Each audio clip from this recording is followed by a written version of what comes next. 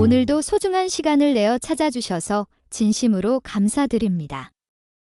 하지만 지금부터는 바쁜 일상의 피로를 잠시 잊고 세월 속에서 전해져 온 이야기에 온전히 귀를 기울여 주시길 바랍니다. 이제 이야기를 시작하겠습니다. 옥부나 사람은 어려운 순간에 비로소 진정한 모습이 드러난다고 하죠.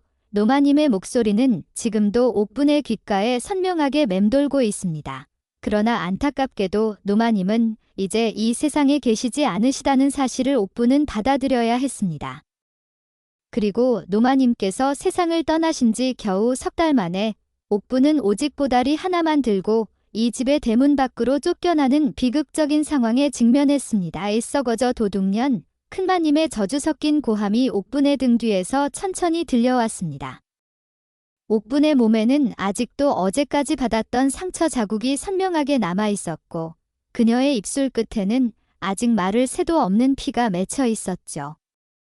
노마님께서 생전에 살아계셨을 때 옥부는 이 집안에서 아주 귀하게 대해받는 존재였습니다. 그녀는 글도 배우고 집안의 살림일도 책임졌으며 심지어 대감마님께서도 그녀의 능력을 인정해 주셨습니다. 하지만 이제 모든 건 예전과 다르게 변했습니다. 시어머니인 노마님께서 돌아가시자마자 집안의 권력을 손에 쥔 맏며느리는 즉시 옥분에 대한 태도를 완전히 바꿔버렸습니다. 노마님의 총애를 받았던 옥분은 이제 그저 큰마님의 눈에 거슬리는 존재일 뿐이었습니다. 이 모든 이야기는 석 달 전 노마님께서 세상을 떠나신 그날부터 시작되었습니다. 옥부는 노마님의 사당 앞에서 밤새도록 슬픔을 토해내며 곡배를 드렸습니다.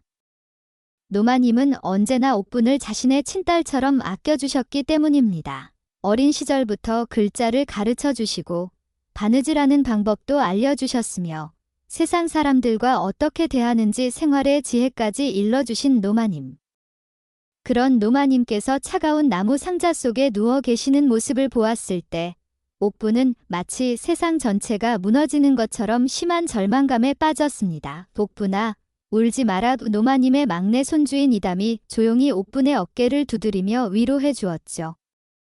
이담은 언제나 노마님처럼 옥분을 따뜻하게 대해 주었습니다. 도련님, 마님께서 돌아가시니 이 집이 너무 쓸쓸해요. 나도 그래. 하지만 할머님께서는 우리가 이렇게 슬퍼하는 걸 보시면 절대로 좋아하지 않을 거예요. 이담의 목소리 속에는 표현하지 못한 깊은 슬픔이 가득 담겨 있었습니다. 그러나 그날 저녁, 슬픔 이상으로 무서운 일이 시작되었습니다. 향을 치르는 제사가 끝난 뒤 맏며느리는 안채로 옥분을 불렀습니다. 옥분아, 예. 마님, 이제부터 이 집의 살림일은 내가 직접 맡을 거다. 알겠느냐? 예. 마님, 노마님께서 너를 귀하게 키워주었지만 넌 결국 여종이란 사실을 잊지 말아라. 여종은 여종답게 행동하고 처신해야 한다. 알겠지? 옥부는 고개를 숙였습니다. 큰마님의 눈빛에서 나오는 차가운 기운이 몸 전체로 퍼져서 떨리기까지 했기 때문입니다. 그날부터 옥분의 삶은 지옥으로 뒤바뀌었습니다. 아침 일찍 일어나 밥을 지으면 큰마님은 항상 밥이 너무 짜거나 연하다며 트집을 잡았습니다. 그렇게 해서 되겠느냐? 밥 하나 제대로 못 짓는 주제라니. 아무리 깨끗하게 청소해도 큰마님은 구석구석에 먼지가 남았다며 갑자기 옥분의 뺨을 세게 때렸습니다. 내가 이런 애를 두고 있으니 이 집안이 더 성공하지 못하는 거 아니냐. 아무리 정성껏 바느질을 해도 큰마님은 바늘땀의 간격이 고르지 않다며 일단 풀고 다시 시작하라고 명령했습니다. 옥부는 모든 괴로움을 참았습니다. 노마님의 은혜를 기억하며 이담 도련님을 생각하며 견뎌냈죠. 하지만 큰마님의 구박과 학대는 날마다 심해져만 갔습니다. 어느 날 큰마님은 다시 안채로 옥분을 불렀습니다. 옥분아, 너 노마님께 글을 배웠다지. 예. 마님, 흥. 여종이라는 주제가 글을 안다고 뭔가 우쭐대는구나. 정말 괴로워 보이네. 이제부터는 글방은 절대 가지 말고 사랑채나 청소하는 데만 힘쓰거라. 하지만 마님, 노마님께서 제게 노마님은 이제 세상을 떠났다. 지금은 내 말이 최종이야. 옥부는 입술을 깨물며 눈물을 참았습니다. 하지만 어쩔 수 없었죠. 여종인 옥분이 주인인 큰마님에게 반항할 수는 없었기 때문입니다. 그렇게 2달이라는 시간이 흘렀습니다. 옥분은 아침부터 밤까지 끊임없이 일했고 제대로 한 끼의 밥도 제대로 먹지 못했습니다. 큰마님은 옥분이 밥을 먹는 모습조차 보기 싫어했기 때문입니다. 여종 같은 애가 배만 불리게 먹으면 게을러지기 마련이야. 옥분의 얼굴은 점점 수척해져 가고 그녀의 손에는 단단한 굳은 살이 깊게 박혔습니다. 그럼에도 불구하고 옥분은 견뎌냈습니다. 노마님께서 자신에게 베푼 은혜를 떠올리며 모든 고통을 참아냈죠. 그러던 어느 날 큰일이 발생했습니다. 큰마님이 아끼고 다니는 금비녀가 갑자기 보이지 않게 되었습니다. 몸종들의 긴급한 목소리가 안채 전체를 울렸습니다. 큰마님은 놀란 표정으로 벌떡 일어섰죠. 뭐라고? 내 금비녀가 어디 갔어? 큰마님의 얼굴은 분노와 긴장으로 새파랗게 질렸습니다. 그 금비녀는 큰마님이 친정에서 가지고 온 귀중한 보물이었기 때문입니다. 큰마님은 즉시 집안 모든 사람을 모아 불렀습니다. 누가 내 금비녀를 훔쳐갔느냐? 말해. 아무도 대답하지 못했습니다. 큰마님의 날카로운 눈빛이 결국 옥분에게 꽂혔죠. 옥분아, 내 방부터 먼저 뒤져보자. 너랑 같이 가. 마님 우소년과 함께 큰마님과 몸종들은 옥분이 살던 작은 방으로 몰려들었습니다. 방 안을 뒤지던 한 몸종이 갑자기 크게 소리치며 외쳤습니다. 마님. 여기 은비녀가 있습니다. 큰마님이 달려가 그 은비녀를 손에 쥐었습니다. 이게 뭐냐? 여종 따위가 감히 은비녀를 가지고 있어. 그건 노마님께서 제게 주신 선물입니다. 마님, 거짓말하지 마라. 너가 훔친 게 분명해. 이 은비녀를 팔아서 돈을 모으려는 계획이었구나. 아닙니다. 마님. 정말 노마님께서 도둑년이 은비녀까지 훔쳤으니 금비녀도 너가 훔친 게 틀림없지. 이제 더 이상 변명하지 마. 옥분은 심한 억울감에 눈물이 나올 뻔했습니다. 금비녀는 단 한 번도 보지 못한 물건이었기 때문입니다. 그러나 큰마님은 옥분의 말 한마디도 듣지 않았습니다. 당장 이 애를 매질하고 집 밖으로 쫓아내. 빨리. 마님. 제발. 소녀는 어쩔 수 없이 하인들과 함께 옥분을 마당으로 끌고 나왔습니다. 하인들은 큰마님의 명령에 따라 곤장으로 옥분의 등을 3개 내리쳤죠. 1대, 2대, 3대. 옥분은 이를 악물고 모든 고통을 참았습니다. 비명을 지르고 싶었지만 입술을 깨물며 견뎠습니다. 10대의 매질이 끝나자 옥분은 힘없이 마루에 쓰러졌습니다. 큰마님은 옥분을 차갑게 내려다보며 외쳤습니다. 당장 나가. 이 집에서 썩 나가란 말이야. 그리고 너, 옥분의 신분 문서를 가져와라. 잠시 후 한 몸종이 문서를 들고 왔습니다. 큰마님은 그 문서를 집어들고 옥분의 앞에서 무심코 찢어버렸죠. 이제 넌 이 집의 여종도 아니야. 아무것도 아니야. 썩 꺼져. 이 찢어진 문서 조각들은 바람에 날려 마당 곳곳에 흩어졌습니다. 옥분은 떨리는 몸을 힘겹게 일으켰습니다. 오직 보다리 하나만 챙겨 대문 앞으로 걸어갔죠. 대문을 나서는 순간 옥분은 마지막으로 뒤를 돌아보았습니다. 멀리 노마님의 사당이 보였습니다. 마님, 저 이제 어디로 가야 합니까?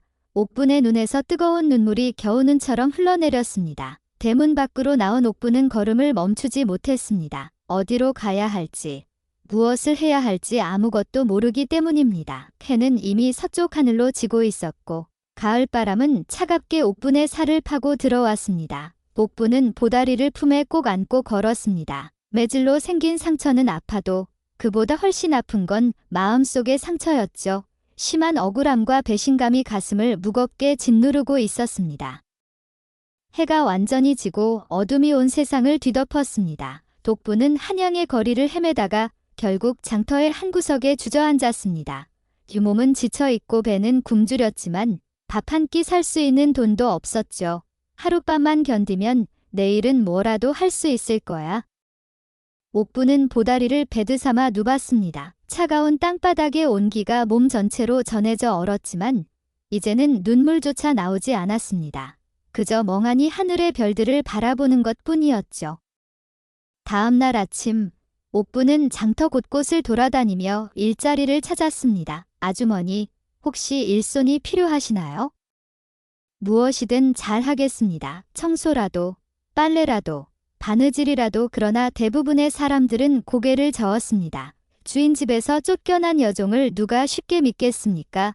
사흘째 되는 날, 옥부는 거의 기력을 잃었습니다. 면모금의 물로 버텨왔지만 이제는 걸을 힘조차 없었죠.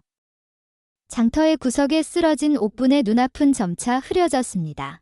이렇게 끝나는 건가? 그때 옆에서 어렵게 들리는 목소리가 옥분의 귀에 닿았습니다. 옥분이 아니야? 옥분아, 익숙한 목소리였습니다. 옥분은 힘겹게 고개를 들었죠. 그곳에 서 있는 사람은 노마님의 막내 손주, 이담 도련님이었습니다. 이담은 옥분의 모습을 보고 깜짝 놀라 곧장 옥분 곁으로 달려왔습니다. 옥분아, 어쩌다 이런 지경이 된 거냐? 너 얼마나 힘들었어, 도련님. 죄송합니다. 소녀는 자신의 누추한 모습을 보여주는 것에 수치감을 느꼈습니다. 당장 일어나자. 내가 데려가 마을. 이담은 옥분의 팔을 붙들어 부축해 주었습니다. 옥분은 어지러움 때문에 몸이 비틀거렸지만 이담이 단단히 잡아주었기 때문에 넘어지지 않았죠. 도련님, 큰마님께서 이걸 알면 어머님께서는 내가 알아서 할 거다. 넌 걱정하지 말고 그냥 따라오거라. 이담은 옥분을 자신이 관리하는 포목 가게로 데려갔습니다. 이담은 아버지인 대감마님의 작은 포목 가게를 맡아 운영하고 있었죠. 여기서 쉬어라. 먼저 배고픈 걸 풀고. 밥을 가져올게. 귀담은 금방 따뜻한 밥과 국을 가져다 주었습니다. 옥분은 눈물을 흘리며 그 밥을 먹었습니다. 며칠째로 제대로 된 음식을 먹는 것이었기 때문입니다. 고맙습니다. 도련님. 정말 감사합니다. 보니까 너도 억울하게 쫓겨나온 거구나. 도련님께서도 이 일을 아시는군요. 어머님께서 그렇게 하시는 게 옳지 않다고 말씀드렸지만 알다시피 어머님은 결코 듣지 않으실 줄 알았어. 너 때문에 미안해. 귀담의 목소리에는 옥분을 위한 진심 어린 미안함이 깃들어 있었습니다. 옥분은 고개를 천천히 저었죠. 아닙니다. 도련님. 이렇게 제게 도와주시는 것만으로도 충분히 감사합니다. 앞으로는 여기서 편안히 지내거라. 가게 일 좀 도와주면 돼. 나중에 장사하는 법도 가르쳐 줄 테니 걱정 마. 어머님께서는 내가 알아서 처리할게. 귀담은 미소를 지으며 옥분을 안심시켰습니다. 옥분의 가슴은 뜨거워졌습니다. 세상에 자신을 믿어주고 돕는 사람이 있음을 생각하며 감사지정이 차오르기 때문입니다. 며칠 뒤 대감마님이 이 포목 가게를 찾아오셨습니다. 옥분은 갑자기 놀라 몸을 일으켰죠. 대감마님, 옥분이로구나. 대감마님은 옥분을 둘러보며 부드럽게 말했습니다. 이담이 이 일을 다 말해줬어. 정말 너무한 일이었구나. 아닙니다. 대감마님. 제가 부족해서 아니야. 너가 어떤 아이인지 나도 잘 알고 있어. 노마님이 그토록 아껴주셨던 이유가 있었던 법이지. 이런 일을 당하게 해서 정말 미안하구나. 대감마님의 목소리는 온화했습니다. 그 뒤로 이담을 돌아보며 추가로 말했죠. 이담아, 옥분이 여기서 편안히 지낼 수 있도록 잘 돌봐주거라. 아버님, 이담이 활짝 웃으며 대답했습니다. 대감마님은 다시 옥분을 향해 말했습니다. 옥분아, 힘든 일이 있으면 언제든 이담에게 말해. 이 아이가 잘 도와줄 거야. 그러다 갑자기 대감마님은 옷주머니에서 문서 하나를 꺼내 옥분에게 건네주었습니다. 이건 신분 문서다. 내가 너의 양민 신분을 증명해 준 거지? 내가 할 수 있는 건 이것뿐이지만 잘 지니고 있어라. 대감마님. 이렇게까지. 옥분은 눈물을 머금으며 말을 이어가지 못했습니다. 당연한 일이야. 넌 억울하게 쫓겨났으니 이제는 떳떳하게 자유인으로 살 수 있어야지. 옥분은 감사지정을 표현하기 위해 연신 고개를 숙였죠. 대감마님께서 떠난 후 옥분은 본격적으로 포목 가게의 일을 배우기 시작했습니다. 귀담은 정성껏 모든 걸 가르쳐 주었죠. 옥부나, 장사에서 가장 중요한 건 사람을 보는 눈이야. 손님이 정말로 무엇을 원하는지 파악해야 돼. 도련님. 그리고 장부도 제대로 정리해야 해. 들어오는 돈과 나가는 돈을 정확히 기록하지 않으면 장사가 제대로 돌지 않아. 옥부는 노마님께 배운 글씨 실력을 살려 장부 정리를 시작했습니다. 숫자를 빠르게 계산하고 글씨도 깔끔하게 기록했죠. 의담은 옥분의 모습을 보고 감탄했습니다. 옥분아, 너 정말 똑똑하구나. 이렇게 잘할 줄은 정말 몰랐어. 노마님께서 제게 잘 가르쳐 주셨어요. 할머님은 정말 훌륭한 분이셨어. 너의 재능을 잘 알아보셨으니까? 날이 갈수록 옥부는 장사의 요령을 익혀갔습니다. 손님을 맞는 법, 상품을 고르는 안목, 가격을 흥정하는 기술. 모든 게 새롭고 재미있었죠. 어느 날 옥분이 손님을 친절히 응대하는 모습을 지켜보던 이담이 말했습니다. 옥분아, 너 장사에 정말 재능이 있어? 손님들도 다 너를 좋아하더라. 그저 정성껏 대하는 것뿐입니다. 제 생각에는 이게 장사의 핵심이라고 생각해요.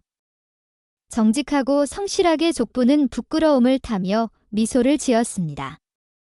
이담 도련님 곁에서 일하는 시간이 정말 행복했기 때문입니다. 억울하게 쫓겨났지만 이렇게 새로운 삶을 배울 수 있는 기회를 얻었다는 것에 감사했습니다. 이담도 옥분의 도움으로 가게 일이 한결 편해졌어요. 하지만 이 평화로운 시간은 오래가지 못했습니다. 석 달 정도 지난 어느 날 가게 문이 갑자기 벌컥 열리며 큰마님이 화를 낸 채 들이닥쳤기 때문입니다. 이담. 너 경감 내 말을 무시하고 이 도둑년을 감추고 있었어. 큰마님의 얼굴은 분노로 온통 일그러져 있었습니다. 어머니, 이담은 놀란 표정으로 몸을 일으켰습니다. 옥부는 급히 뒤로 물러났죠. 큰마님의 눈빛이 마치 칼날처럼 날카로워 겁이 나기 때문입니다. 내가 쫓아낸 도둑년을 너가 감춰주고 있었구나. 정말 용감해졌네. 어머니, 옥부는 도둑이 아닙니다. 모든 게 오해입니다. 이담이 급히 해명했습니다. 닥쳐. 내가 감히 어미의 말을 거스르느냐? 큰마님의 고함이 가게 안에 울려 퍼졌습니다. 주변 손님들은 모두 놀란 표정으로 이쪽을 쳐다보며 속삭이기 시작했죠. 이담은 긴장을 누르고 침착하게 말했습니다. 어머니, 여기는 손님들이 많아요. 너무 시끄럽잖아요. 안으로 들어가서 이야기하시죠. 시끄럽다고? 이 도둑년을 내보내지 않으면 오늘은 여기서 끝나지 않을 거야. 어머니, 옥부는 정말 억울한 누명을 썼습니다. 금비녀를 훔친 건 결코 그렇지 않아요. 이담이 다시 단호하게 해명했습니다. 금비녀를 훔친 게 아니에요. 증거도 없으면서 무슨 소리냐? 은비녀가 너 방에서 나왔지 않느냐? 이것만 보아도 너의 죄가 분명한데. 그 은비녀는 할머니께서 제게 직접 주신 거예요. 제가 그때 옆에서 직접 봤어요. 큰마님은 이담의 단호한 말에 잠시 입을 막았습니다. 하지만 그 순간의 우예는 금방 사라지고 더욱 거친 목소리로 외쳤죠. 그렇다 해도 여종 같은 존재가 은비녀를 가질 자격이 어디 있느냐? 분수를 모르는 아이들한테 뭘 배웠길래 이러냐? 그때 갑자기 가게 밖에서 무거운 발걸음과 함께 목소리가 들렸습니다. 어머님, 무슨 일이 이렇게 시끄럽습니까? 큰마님의 큰아들 이연과 둘째 아들 이준이 함께 들어왔습니다. 큰마님은 두 아들을 보자 눈빛이 더욱 못마땅해지며 목소리를 높였죠. 너희 셋째 동생이 내가 명확히 쫓아낸 도둑년을 감추고 있구나. 이 집안의 풍기까지 망치려는 거냐? 큰아들 이연은 옥분을 차갑게 쳐다보며 이담에게 돌려 말했습니다. 이담, 내가 정말 그랬느냐? 어머님의 뜻을 거스르는 거야? 형님, 옥분은 정말 잘못한 게 없습니다. 그냥 뭐. 어머님께서 쫓아내셨으면 당연히 이유가 있었겠지? 너가 감히 어머님의 결정을 반박하느냐? 둘째 아들 이준도 이연의 말에 동조하며 거들었습니다. 그러게 말이야. 이담아, 넌 아직 어려서 세상 물정을 모르는 게야? 여종은 여종일 뿐인데 왜 그렇게 안 달리냐? 이담은 주먹을 꽉 쥐었습니다. 형들의 말이 틀렸다는 걸 알았지만 자신의 입장으로는 반박할 힘이 없었죠. 형님들 옥부는 정말 그만. 당장 그녀를 내보내. 큰마님이 옥분을 가리키며 소리쳤습니다. 옥분은 조용히 고개를 숙였죠. 이담을 바라보며 부드럽게 말했습니다. 도련님, 괜찮습니다. 제가 나가겠습니다. 제 때문에 도련님께 눈을 끼치는 건 싫어요. 소녀의 눈빛에는 이해와 고마움이 뒤섞여 있었습니다. 이담은 안타까운 표정을 지었지만 큰마님과 형들의 압력 앞에서 어쩔 수 없었습니다. 큰마님은 다시 차갑게 말했죠. 당장 썩 나가. 다시는 우리 집안 사람들 앞에 얼굴을 들이우지 마. 이 집과는 영원히 끊어져라.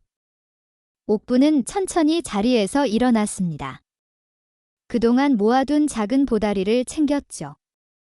이담이 급히 쫓아나와 주머니 하나를 건넸습니다. 옥분, 이거라도 가져가라.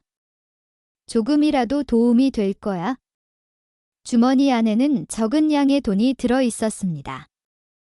얼마는 아니지만 지금의 옥분에게는 큰 돕기가 되는 금액이었죠. 도련님, 이 은혜는 꼭 갚겠습니다. 은혜라니 뭐라 그래? 이건 너가 여기서 일한 대가야? 당당히 받아. 옥부는 눈물을 참으며 고개를 숙였습니다. 그 후 가게 문을 열고 나섰죠. 뒤를 돌아보니 이담이 아쉬운 표정으로 서 있었습니다. 도련님, 감사합니다. 언젠가 이 은혜를 꼭 갚겠습니다. 옥부는 다시 한번 고개를 숙인 뒤 단단히 발걸음을 옮겼습니다. 가게를 나선 옥부는 한참을 걸었습니다. 하지만 이번은 저번과 달랐죠. 이담 도련님께 장사의 기본을 배웠고 작은 돈도 모았기 때문입니다. 이제 혼자 해야 해. 나 혼자서도 일어설 수 있다는 걸 보여주고 말 거야. 옥부는 장터로 향했습니다. 작은 자리를 하나 빌려 포목을 팔기 시작했죠. 처음엔 손님이 별로 없었습니다. 하지만 옥부는 포기하지 않았습니다. 아주머니, 이 무명 좀 보세요. 질도 좋고 가격도 싸답니다. 얼마인데? 반양입니다. 다른 데보다 훨씬 저렴하게 드릴게요. 그렇게 정직하고 친절하게 손님을 대하자 조금씩 단골 손님이 생기기 시작했습니다. 옥부는 이담이 가르쳐준 대로 장부도 꼼꼼히 적었죠. 들어온 돈, 나간 돈, 남은 물건 하나하나 정확히 기록했습니다. 날이 갈수록 옥분의 장사는 나아졌습니다. 손님들이 옥분을 찾아오기 시작했고 입소문도 퍼졌죠. 저기 젊은 아가씨가 파는 포목은 질도 좋고 가격도 싸고 정말 정직하게 장사해. 그래. 속이는 법 하나 모른다면서. 그럼 내일도 거기서 사야겠다. 옥부는 웃으며 손님들을 맞았습니다. 힘들었지만 스스로 벌어 먹고 사는 보람이 컸죠. 스스로 돈을 벌어 먹는 게 이렇게 뿌듯한 줄 몰랐다. 하루는 나이든 할머니가 옥분의 자리로 왔습니다. 아가씨, 이 무명 얼마요? 단양입니다. 할머니. 어휴, 그렇구나. 나는 세 양밖에 없는데. 할머니는 주머니를 뒤지며 속삭였습니다. 옥부는 할머니의 주름진 손을 보았습니다. 그 손에는 오랜 세월의 고통과 노동이 새겨져 있었죠. 할머니, 셋냥에 드릴게요. 돈은 모자라도 괜찮아요. 아이고, 그래도 되겠어요.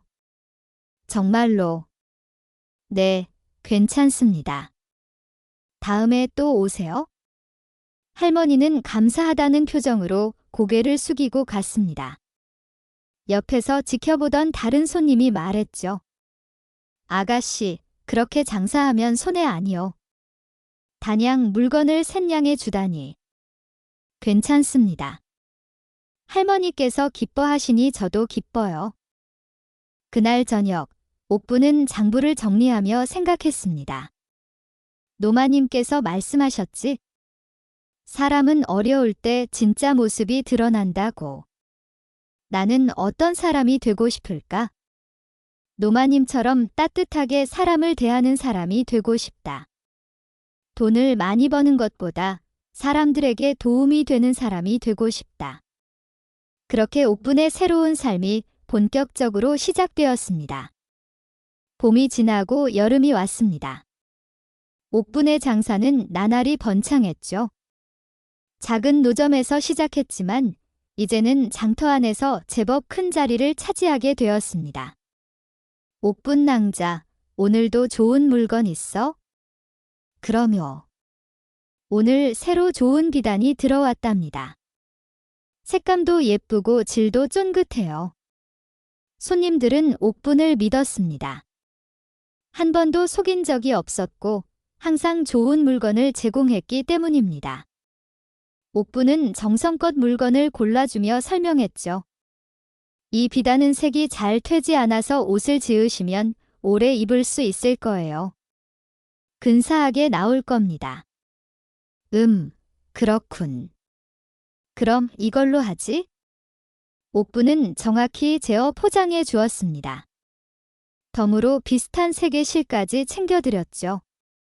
이 실도 함께 쓰세요.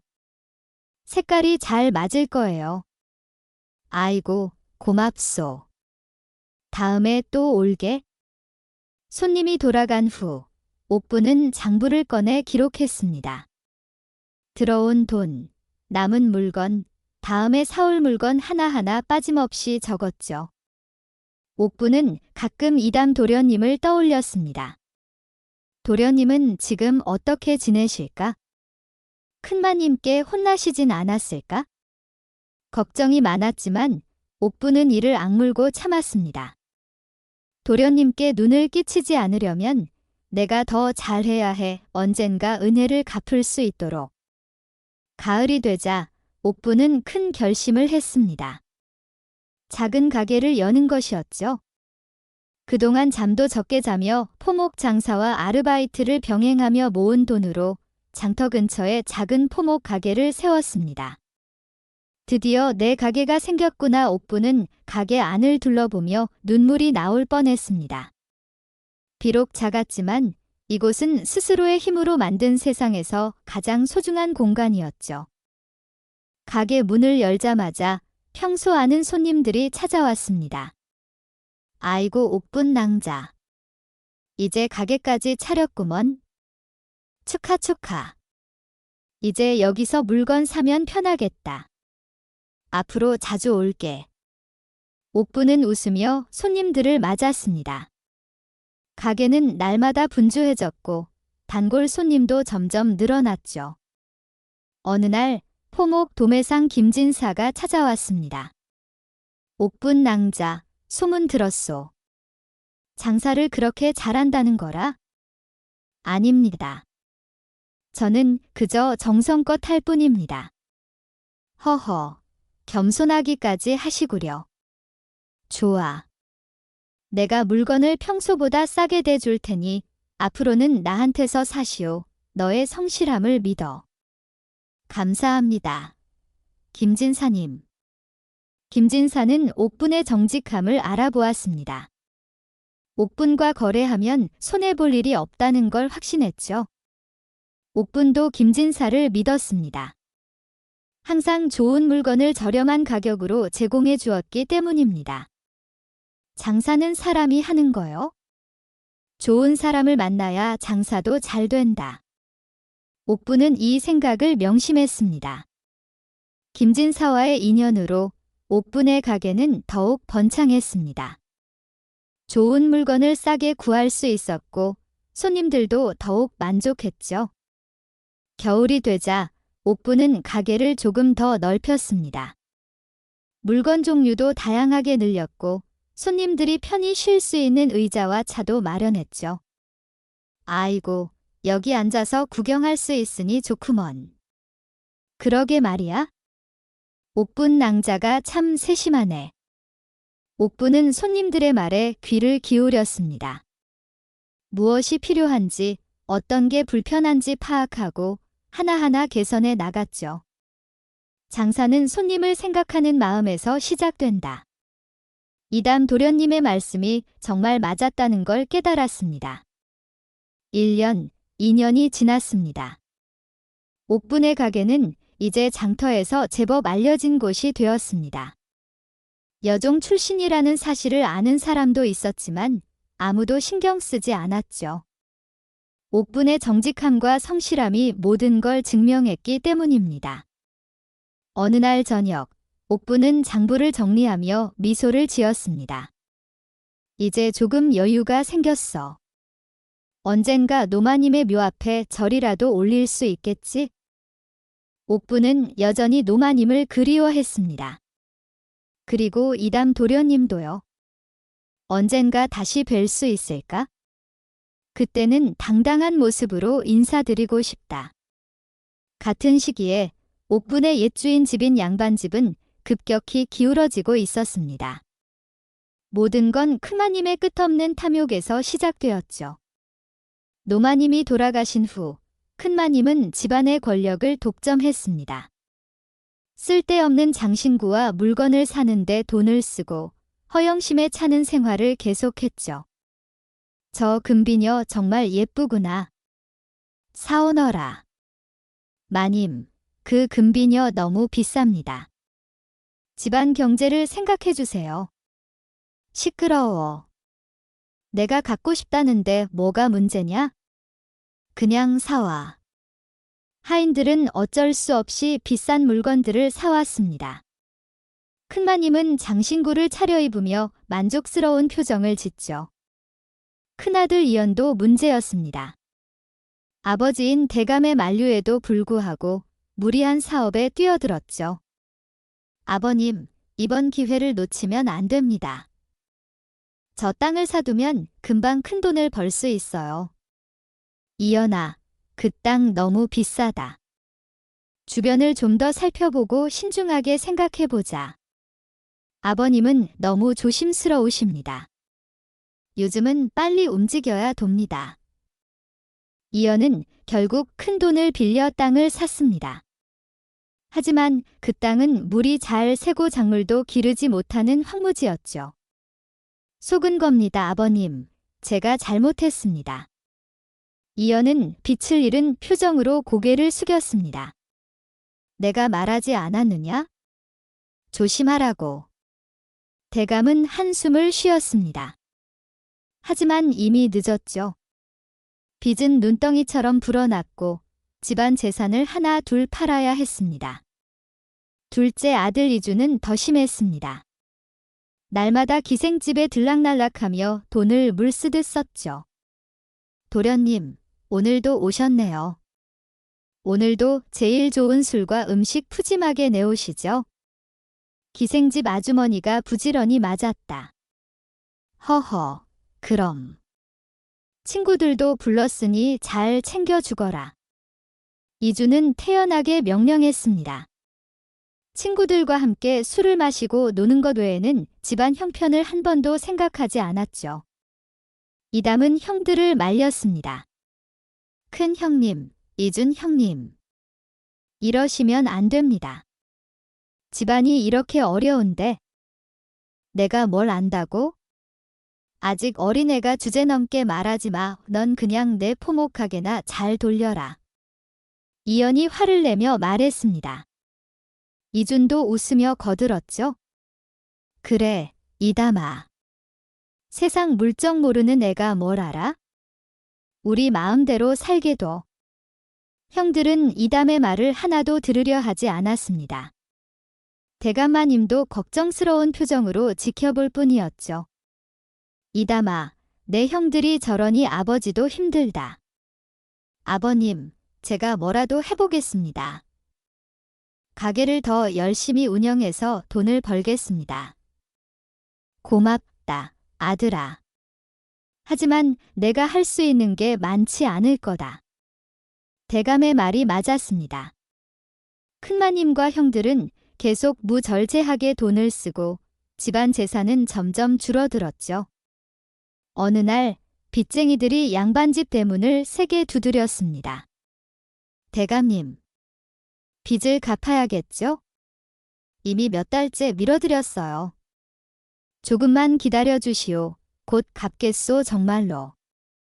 대감은 긴장하며 빌었습니다. 더 이상 못 기다립니다. 오늘 안에 갚지 않으면 이 집안 물건을 모두 압류하겠습니다. 결국 집안에 남은 귀한 물건들을 팔아야 했습니다. 노마님이 평생 아끼셨던 고대 도자기, 멋진 병풍, 유명한 서화 하나 둘 팔려나갔죠. 큰마님은 그제야 걱정하기 시작했습니다. 아니 이럴 줄은 몰랐는데. 분명히 쌓아둔 재산이 많았는데 이게 어찌 된 거냐? 어머님께서 너무 많이 쓰셨지 않습니까? 이담이 조용히 말했습니다. 내가 감히 어미를 탓하느냐? 이 집을 망치는 건 너들이야. 큰마님은 화를 내며 소리쳤습니다.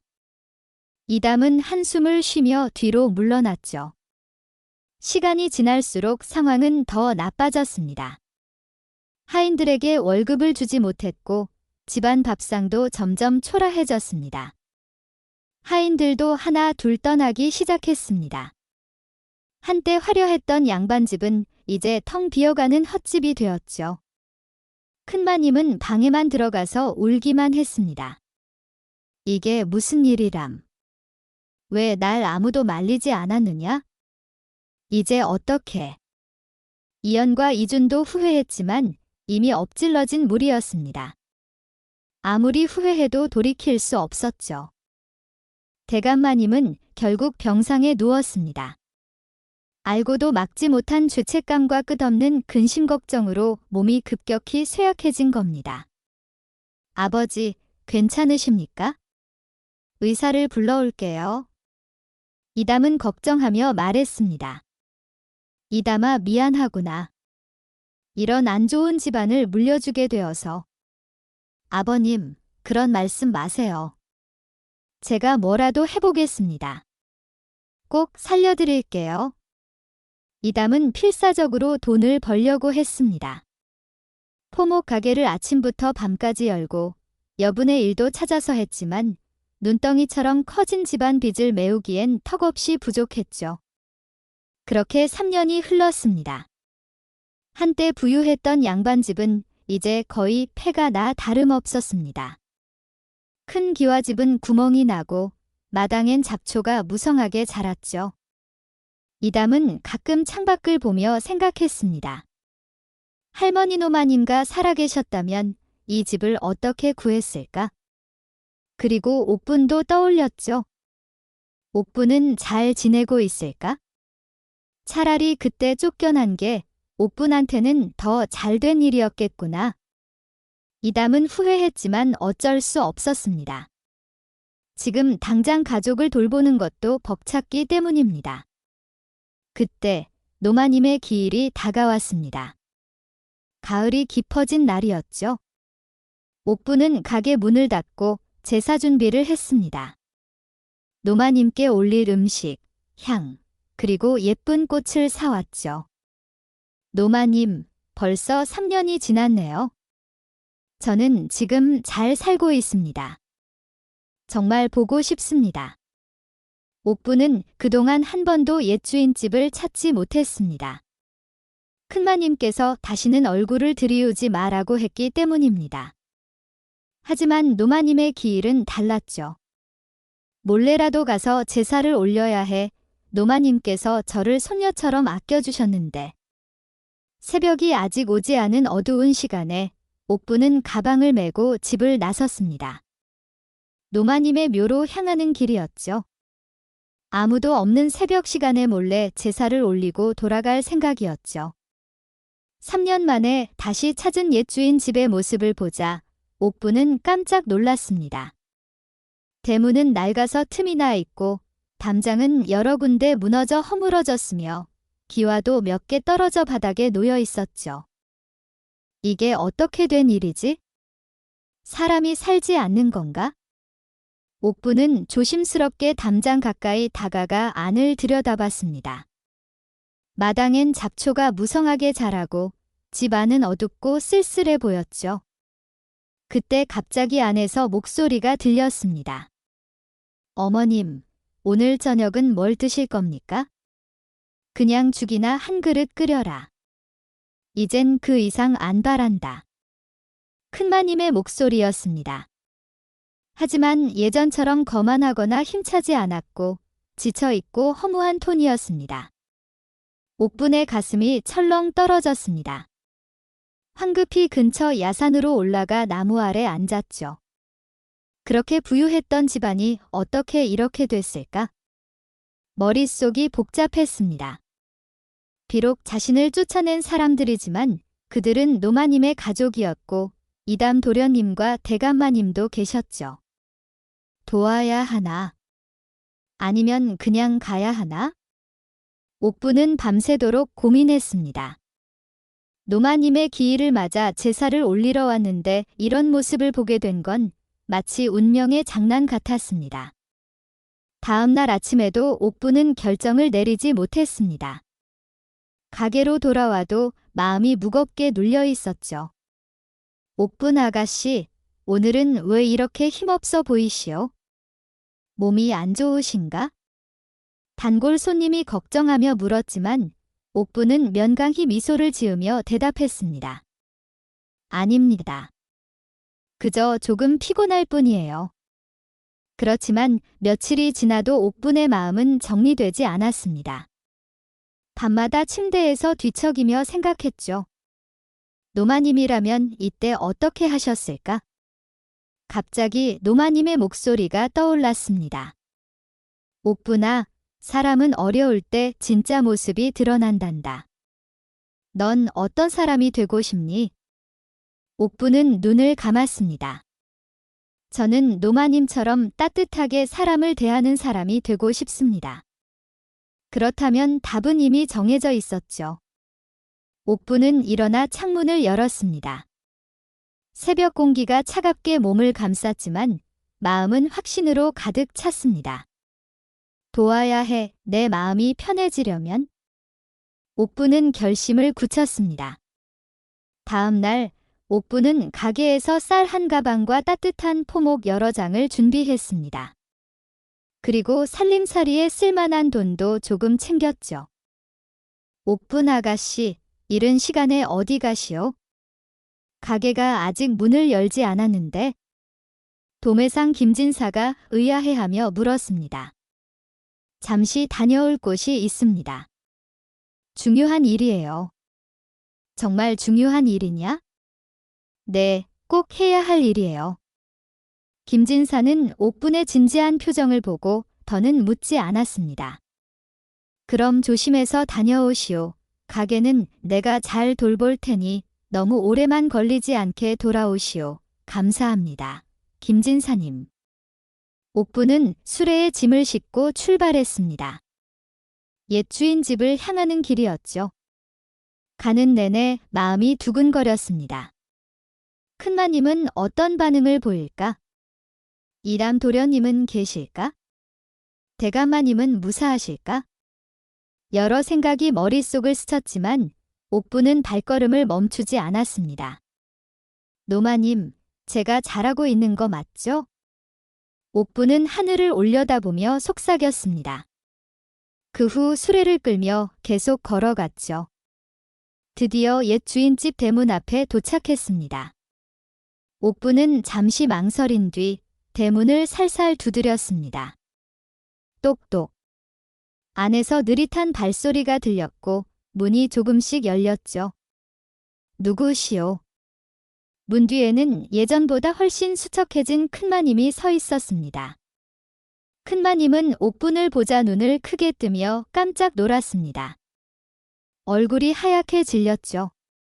옥분이냐? 마님, 노마님의 기일을 맞아 인사드리러 왔습니다. 옥부는 고개를 숙이며 말했습니다. 큰마님은 말을 잇지 못했죠. 부끄러움과 놀라움이 뒤섞인 표정이었습니다. 옥부는 수레에 실린 짐을 가리키며 말했습니다. 내가 이것들 좀 드리겠습니다. 마님, 받아주십시오. 큰마님의 눈물이 글썽였습니다. 우리가 너를 그렇게 대했는데 어찌 이럴 수가. 노마님의 은혜를 생각하면 이 정도는 아무것도 아닙니다. 그때 안에서 목소리가 들렸습니다. 어머님, 누구십니까? 이담이었습니다. 이담이 문 밖으로 나오다가 옥분을 보자 몸을 얼어붙였죠. 옥분아. 도련님, 잘 지내셨습니까? 너무 늦게 돌아왔어요. 송구하옵니다. 이담은 눈물을 흘리며 달려왔습니다. 정말 옥분이구나. 잘 있었느냐? 네, 도련님 덕분에 잘 지냈습니다. 어떻게 이곳에 왔느냐? 노마님 기일이라 몰래 다녀가려 했는데 이 모습을 보고 그냥 돌아갈 수가 없었습니다. 이담은 부끄러운 표정을 지으며 말했습니다. 보다시피 우리 집안이 많이 바뀌었지? 괜찮습니다. 제가 뭐라도 도와드리고 싶습니다. 큰마님이 갑자기 옥분의 손을 잡았습니다. 옥분아, 미안하다. 정말 미안해. 내가 너한테 무슨 짓을 했는지 후회하고 또 후회했다. 용서하지 않아도 돼. 그저 미안하구나. 큰마님은 눈물을 흘렸습니다. 옥분의 눈시울도 뜨거워졌죠. 이미 지난 일입니다. 이제 앞을 보시면 됩니다. 옥분은 수레의 짐을 집 안으로 옮겼고 이담이 도와주었습니다. 큰마님은 옥분의 뒷모습을 보며 계속 눈물을 흘렸죠. 집안은 예전보다 훨씬 초라했습니다. 고가구는 대부분 팔려나가고 방 안은 텅 비어 있었죠. 옥부는 가슴이 아팠지만 내색하지 않았습니다. 도련님, 대감마님은 어디 계십니까? 아버지께서 병상에 누워 계시다니 뵈러 가도 될까요? 그래, 아버지께서 너를 보면 정말 기뻐하실 거야. 이담이 대감마님의 방문을 열었죠. 아버지, 옥분이가 왔습니다. 옥분이라고? 대감마님은 힘없이 누워 계셨지만 옥분을 보자 눈을 크게 떴습니다. 정말 옥분이구나. 대감마님, 뵈러 왔습니다. 너무 늦게 인사드리러 온 걸 용서해 주세요. 옥분은 심심히 고개를 숙였습니다. 대감마님은 눈물을 흘렸죠. 우리가 너한테 그렇게 했는데 어찌 다시 왔느냐? 얼른 다시 가거라. 우리가 너를 더 괴롭히지 않게? 노마님의 은혜가 있었기에 가능했습니다. 이곳은 당연히 와야 하는 곳입니다. 고맙다, 정말 고맙구나. 옥부는 며칠간 집안을 정리했습니다. 쌀로 따뜻한 밥을 해서 가족들에게 먹여주고 포목으로 옷을 지어주었죠. 점차 집안의 생기가 돌기 시작했습니다. 그러던 어느 날 저녁, 큰마님의 친정 조카가 찾아왔습니다. 술에 취한 모습이었죠. 이모, 돈 좀 빌려주시오. 급히 써. 돈이 어디 있니? 우리도 먹고 살기 힘든데. 옛날엔 그저 툭툭 내놓지 않았습니까? 이제 왜 이렇게 구는 거야? 조카는 투덜거리며 안으로 들어왔습니다. 그 후 이담을 불러와 계속 술잔을 기울였죠. 취기가 더 오르자 조카의 혀가 꼬이기 시작했습니다. 하긴 그때 이모님 금비녀 팔아서 빚 갚았는데 내가 그 금비녀를 숨겨뒀다가 팔았어. 그때 얼마나 웃겼는지 아시오? 순간 모든 사람이 얼어붙었습니다. 큰마님은 떨리는 목소리로 물었습니다. 뭐라고? 조카는 그제야 자신이 말 실수를 했다는 걸 깨달았지만 이미 늦었죠. 아니. 그게 내가 가져간 거였구나. 잘못 말했어. 이 천하의 나쁜 놈. 큰마님은 충격을 받고 주저앉았습니다. 이담이 빨리 조카의 옷을 잡았죠. 이 자식, 감히 옥분에게 누명을 씌웠어. 당시 빚쟁들이 너무 무서워서 어쩔 수 없었어요. 당장 나가. 다시는 얼굴 보이지 마. 조카는 비틀거리며 집을 나갔습니다. 큰마님은 옥분 앞에 무릎을 꿇었습니다. 옥분아, 진짜였구나. 너는 억울했구나. 미안하다. 정말 미안해. 마님, 일어나십시오. 괜찮습니다. 큰마님은 소리내어 울었습니다.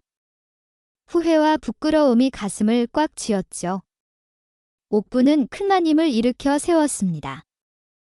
이미 지난 일입니다. 이제 그만요. 어떻게 이렇게 너그러울 수가 있니? 노마님께서 가르쳐 주셨습니다. 용서하는 마음을요. 이담도 옥분에게 심심히 절을 했습니다. 옥분, 고맙다. 정말 고맙다. 옥분은 미소를 지었습니다. 진실이 밝혀져 마음이 홀가분했기 때문입니다. 다음 날 큰마님은 온 가족을 모았습니다. 큰아들 이연과 둘째 이준도 자리에 있었죠. 오늘 너희에게 중요한 말을 하려 한다. 큰마님의 목소리는 진지했습니다. 옥분아, 앞으로 나오거라. 옥분이 앞으로 나서자 큰마님은 옥분의 손을 잡았습니다. 옥분, 내가 너한테 씌운 누명. 이제야 벗겨주게 되었구나. 정말 미안하다. 그 후 이연과 이준을 향해 말했습니다.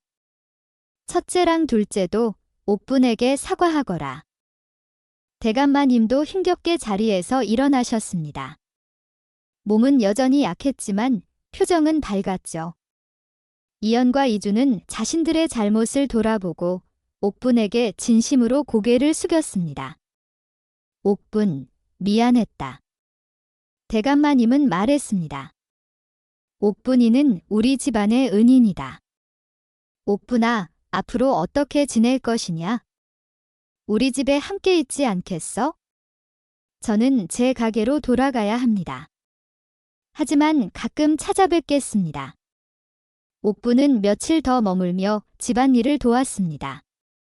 큰마님과 함께 장을 보러 가기도 하고 이담과 장사 이야기를 나누기도 했죠.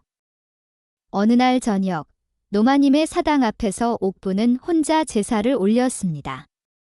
마님, 이제야 이렇게 인사드려 정말 죄송합니다. 저는 잘 살고 있습니다. 바람이 불어와 사당 안의 촛불이 흔들렸습니다. 마치 노마님께서 잘하고 있다, 옥분아라고 대답하시는 것 같았죠. 옥분은 눈물을 닦고 일어났습니다. 뒤에서 발소리가 들렸습니다. 이담이었습니다. 이담은 옥분 곁에 다가와 나란히 섰죠. 할머니께 절하러 왔구나. 두 사람은 함께 노마님에게 절을 올렸습니다. 촛불이 따뜻하게 타오르고 있었죠. 저녁을 마치고 일어서자 이담이 조심스럽게 입을 열었습니다. 옥분아. 예, 도련님. 혹시 괜찮다면 내 곁에 있어 주지 않겠어? 나도 알아. 너의 가게도 바쁘고 우리 집안도 예전 같지 않다는 걸. 그런데 떠나보내니 마음이 아파. 이담은 말을 어색하게 이어갔습니다. 옥분은 미소를 지었죠. 도련님, 저도 도련님께 감사하고 있습니다. 언제나요. 하지만 살짝 고개를 저었습니다. 하지만 아직은 아닙니다. 제 가게도 있고 할 일도 많아요. 이담은 살짝 실망스러운 표정을 지었습니다. 그 순간 옥분이 손을 내밀었죠. 하지만 자주 찾아뵐게요. 그동안 노마님과 도련님, 대감마님께 받아온 은혜를 더 갚아야 하고 이 집안이 다시 살아나는 걸 지켜봐야 해요. 그때까지만 기다려주실 수 있으시겠습니까? 저도 도련님과 이렇게 나란히 서서 함께 있는 게 행복하거든요. 이담은 눈빛이 밝아지며 옥분의 손을 꼭 잡았습니다. 그것만으로도 충분해. 천천히 가자. 너의 속도대로면 돼. 두 사람은 마당을 걸으며 이야기를 나눴습니다. 별이 총총 떠있는 밤하늘 아래 예전의 괴로움은 사라지고 앞으로의 희망이 가득 차 있었죠. 며칠 후 옥분은 집으로 돌아갈 준비를 했습니다. 큰마님이 옥분의 손을 꼭 잡고 눈물을 참으며 말했죠. 아직 마음이 다 풀리지 않았겠지만 자주 와라, 옥분아. 우리가 이제는 너를 정말 가족으로 생각해. 그러겠습니다, 마님. 대감마님도 힘겹게 걸어와 옥분을 배웅했습니다. 옥분, 고맙다. 정말 고마워. 우리 집을 구해준 건 너야? 아닙니다, 대감마님. 노마님의 은혜를 갚은 것뿐입니다. 아직 더 갚아야 할 게 많고 이 집안이 다시 돌아올 때까지 제가 잘 살피고 보태겠습니다. 그래야 나중에 노마님 앞에 당당히 다시 설 수 있을 것 같습니다. 이담은 대문까지 옥분을 모셔다 드렸습니다. 조심해서 가거라. 너의 가게도 잘 운영해. 이, 도련님. 도련님도 건강하세요? 곧 또 오겠습니다. 옥분은 수레를 끌고 걸어갔습니다. 뒤를 돌아보니 이담이 손을 흔들고 서 있었죠. 옥분도 손을 흔들며 미소를 지었습니다. 길을 걸으며 옥분은 하늘을 올려다보며 생각했습니다. 노마님, 이제는 제가 은혜를 갚아 이 집을 지켜보겠습니다. 부모 없는 저를 부모처럼 사랑해 주셔서 감사했습니다. 모든 게 마님 덕분입니다. 햇살이 따스하게 내려왔습니다. 마치 노마님께서 웃으며 자신을 지켜보시는 것 같았죠. 옥분은 가벼운 발걸음으로 자신의 가게로 향했습니다. 스스로 만들어낸 새로운 삶이 기다리고 있었고 언젠가 이담 도련님과 좋은 인연을 이어갈 희망도 품고 있었죠. 가을바람이 옥분의 머리카락을 살짝 스쳤습니다. 옥분은 미소를 지으며 계속 걸어갔습니다. 자유로운 사람으로서, 정직하고 성실한 사람으로서 당당하게 살아갈 길이 펼쳐져 있었기 때문입니다. 이렇게 옥분의 이야기는 끝이 났습니다.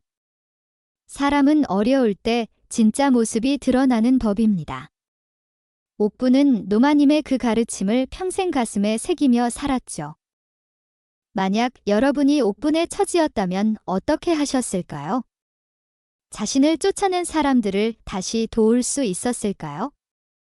은혜는 은혜로 갚고 잘못은 인정하며 진심으로 뉘우치는 자세. 그것이 우리가 옥분에게서 배울 수 있는 가장 큰 교훈이 아닐까 싶습니다.